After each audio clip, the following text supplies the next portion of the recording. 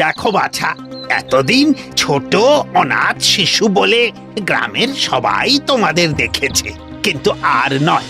এবার থেকে তোমরা নিজেরা কাজ করে তোমাদের পেট চালানোর ব্যবস্থা করো। কিন্তু কি কাজ করব? কিন্তু আমাদের তো জমি জমা কিছুই নেই মোড়ল মশাই। গায়ে গতরে খাটো, দেখবে অনেক কাজ আছে। এখন এসো এসো। বাড়ি ফিরে দুই ভাই মাথায় হাত দিয়ে বসে পড়ে। এখন তাদের চলবে কি করে? তার উপরে রামু অত্যন্ত কুঁড়ে। তাই শামু বলে ওঠে, দাদা, তুমি চিন্তা করো না, মাঠে ঘাটে যেখানে যা কাজ পাবো আমি করব। সে তুই করগে, আমার পক্ষে ওই গায়ে গতরের কাজ হবে না। আমি বরং ব্যবসা করব। ব্যবসা? তার জন্য তো টাকা লাগবে, মানে মূলধন। সেটা কোথায় পাবে? মোড়ল মশাইয়ের কাছে যাব ধার চাইতে। দেবেন মোড়ল মশাই? কেন দেবেন না? কিন্তু রামুর প্রস্তাব শুনে মোড়ল মশাই একেবারে তেলে বেগুনে জ্বলে উঠলেন। তাগড়া জোয়ান গতর খাটিয়ে রোজগার করবে, তা না ব্যবসার জন্য অর্থ চাইতে এসেছ। খবরদার, ভবিষ্যতে যেন এ মুখ আর না দেখি। ব্যাস, রামুর সব আশা শেষ। ওদিকে শামু মুটেগিরি করে রোজগার করে আনে, আর রামু শুয়ে বসে খায়।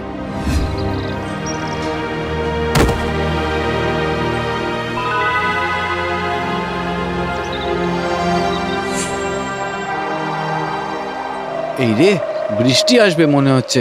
তাড়াতাড়ি বাড়ি যাই, গিয়ে আবার রান্নাও করতে হবে।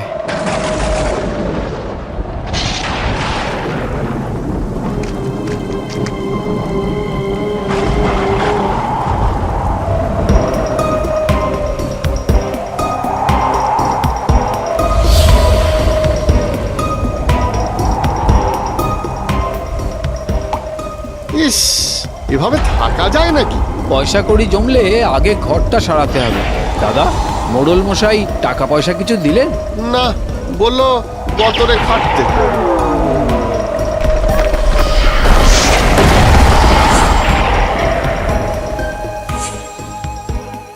উফ, খিদেতে একেবারে পেট জ্বলছে। কিন্তু উনুনটা তো ভেঙে গেল। আগে মাটি খুঁড়ে উনুন বানাতে হবে।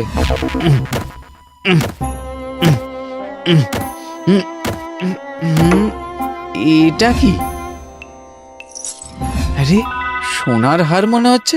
দাদা, দাদা, দেখো কি পেয়েছি। এই দেখো দাদা, মনে হয় মা কোনোদিন হয়তো লুকিয়ে রেখেছিল। বাহ, এটা বিক্রি করে আমরা ব্যবসা করতে পারবো। যাই, বিক্রি করে দেখি কত পয়সা পাওয়া যায়। এরপর সোনার হার বিক্রি করে যা টাকা পায় তাই দিয়ে প্রথমে ভালো করে খায়। তারপর দুজনে মিলে চিন্তা করে কি ব্যবসা করবে তারা। দাদা, কিসের ব্যবসা করবে? সরাইখানা খুলবো। রাস্তার পাশে বাড়ি আমাদের, দেখবি অনেকে খেতে আসবে। তুই রাঁধবি আর আমি হিসেব রাখবো। বেশ, তাই হবে দাদা। বাড়ি সারিয়ে দুই ভাই মিলে সেখানে সরাইখানা গড়ে তোলে। যাত্রীদের পথ দেখিয়ে নিয়ে আসে রামু। ওই হিসেব নিকেশ রাখে। শামু বাজার থেকে রান্না বান্না, বাসন মাজা সব কাজ করে। আসুন আসুন, খেয়ে যান খেয়ে যান। ভাত ডাল পোস্ত মাছ, আসুন আসুন। খাওয়ার পর শান্তিতে বিশ্রামও নিতে পারবেন।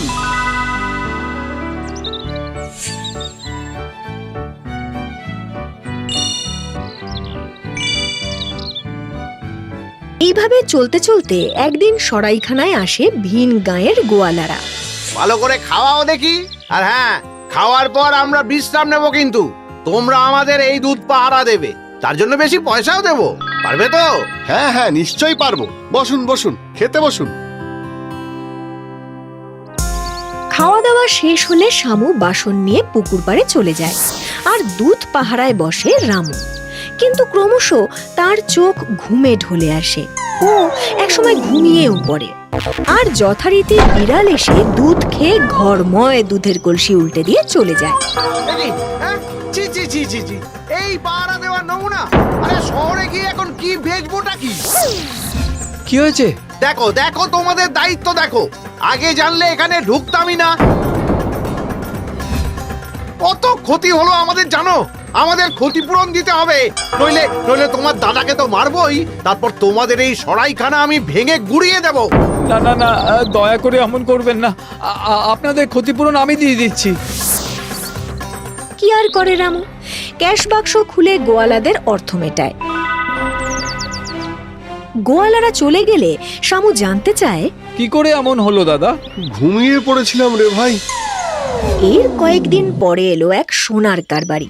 খাওয়া দাওয়ার পরে ট্যাঙ্কের থেকে সোনার থলি বার করে বলে, শোনো হে, এগুলো রাখো, সাবধানে রেখো, বিকেলে উঠে আমি নিয়ে যাব। আগে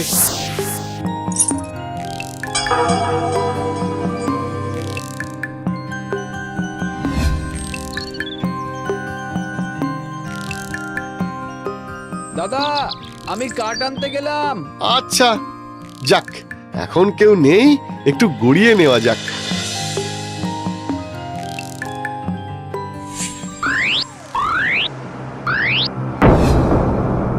ব্যাস বিকেল হতেই সে কি হই হই রই রই কাণ্ড, খোঁজ খোঁজ, কিন্তু কোথাও যখন সোনার থলি খুঁজে পাওয়া গেল না, তখন তো সোনার কারবারি রেগে লাল। হ্যাঁ, পথের ধারে সরাইখানা খুলে চুরি করা হচ্ছে, চোর কোথাকার! না না, বিশ্বাস করুন, আমি ও থলিতে হাতে দিইনি। কিন্তু আমি তো ওই থলি তোমার হাতে দিয়েছিলাম। হে, হ্যাঁ, গেল কই? আমি তো ওই কুলুঙ্গিতে রেখে দিয়েছিলাম। চলো, আজই তোমায় কোতোয়ালে দেব, তখন দেখবে ঠিক থলি বেরিয়ে পড়বে। চলো চলো। কি হয়েছে দাদা, কি হয়েছে? চোর, তোমরা দুই ভাই মিলে চুরি করেছো আমার সোনার থলি, চোর কোথাকার! না না ভাই, আমি চুরি করিনি, আমি শুধু ঘুমিয়ে পড়েছিলাম। আমি জানি দাদা, শুনুন শুনুন না, আমার দাদা চোর না, শুনুন শুনুন। আহ! চোরের মায়ের আবার বড় গলা। শোনো, হয় আমার ক্ষতিপূরণ দাও, নইলে তোমাদের দুজনকেই আমি কোতোয়ালিতে দেবো। হ্যাঁ, অগত্যা কি আর করে শামু, যা জমানো অর্থ ছিল সব শ্যাকরার হাতে তুলে দেয়। তারপর কষ্টে সৃষ্টে চলতে থাকে সরাইখানা। দিনের পর দিন এভাবেই কেটে যায়। একদিন শামু যখন বাজারে, তখন আসে কিছু সন্ডা মার্কা লোক। এসেই তারা বলে, খুব খিদে লেগেছে, খেতে দাও। না মানে, এখন তো খাবার নেই। নেই মানে কি, আবার চাপাও। এই তোরা বস এখানে, এখানে খাওয়া দাওয়া করে বেরোবো। শোনো, ভাত ডাল আলু সিদ্ধ আর ঝাল ঝাল করে মাছের ঝোল রাঁধো। ঝোল ডাল না মানে, আমি তো এই বস্তাটা আনতো। আজ খাবার যদি না পাই, তাহলে এই বস্তায় হাত মুখ বেঁধে সোজা নদীর জলে ফেলে দেব। কি সর্বনাশ! ভাইরে, কেন যে তোর কাছে রান্নাটা শিখে নিলাম না। হায় হায় হায়। ভয়ে ভয়ে রামু উনুনে কয়লা দেয়। ধোঁয়ার চোটে চোখের জলে নাকের জলে হয়ে ওঠে। উনুন ধরে গেলে ভাত বসায়। উফ, কি পরিশ্রম! ভাই, আগে বুঝিনি যে তুই এত পরিশ্রম করিস। কি ঝক মারি! আজ যদি প্রাণে বেঁচে যাই, তবে তোর কাঁধে কাঁধ মিলিয়ে কাজ করব। ডাল ডাল কই?